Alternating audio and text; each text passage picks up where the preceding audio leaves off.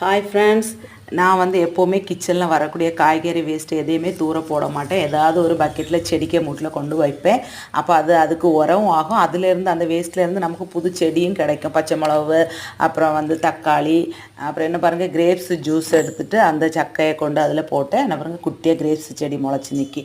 இதை இனி கொஞ்சம் வளர்ந்ததுக்கப்புறமா நம்ம வேறு பக்கெட்டில் எடுத்து நிறைய உரமெல்லாம் போட்டு வச்சாச்சுன்னா அது அழகாக வளரும். இப்படி தான் நான் புதுசு புதுசாக செடிகளை உருவாக்கும். அதனால் எங்கள் வீட்டில் எப்போ பார்த்தாலும் ஏதாவது ஒரு செடி பாருங்க, தக்காளி அதுலேருந்து வளர்ந்து வந்தது தான், வேஸ்ட்டில் வளர்ந்தது தான் தக்காளி காய்ச்சிருக்கு. கீரை, பச்சை மிளகு, இது எப்போவுமே என் வீட்டில் எப்படி ஏதாவது ஒரு செடியில் காய்ச்சி நிற்கும். நான் இப்படி தான் புதுசு புதுசாக செடிகளை உருவாக்குவேன். நம்ம வெளியே போய் செடி வாங்கி கொண்டு வந்து நடணும் அப்படிங்கிற அவசியமே இல்லை.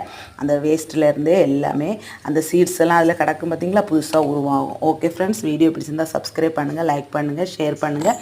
நீங்களும் இந்த மெத்தடை யூஸ் பண்ணி பாருங்கள். ஓகே, பாய், தேங்க்யூ.